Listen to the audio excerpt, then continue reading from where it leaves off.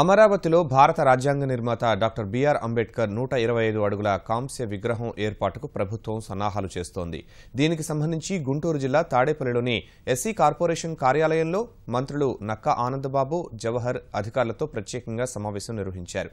ఈ నెల 14వ తేదీన ఐనవోలు, శాఖమూరు గ్రామాల మధ్య 20 ఎకరాల విస్తీర్ణంలో విగ్రహం ఏర్పాటుకు ముఖ్యమంత్రి చంద్రబాబు భూమి పూజ చేస్తారని మంత్రులు వివరించారు. అంబేద్కర్ కాంస్య విగ్రహాన్ని నూతన రాజధానిలో ఏర్పాటు చేస్తాం. 20 ఎకరాలు స్థలం కేటాయించి అందులో డాక్టర్ బిఆర్ అంబేద్కర్ స్మృతివనాన్ని ఏర్పాటు చేయడానికి, ఒక గ్రంథాలయాన్ని ఏర్పాటు చేయడానికి నిర్ణయం తీసుకుని అసెంబ్లీలో కూడా ప్రకటన చేయడం జరిగింది.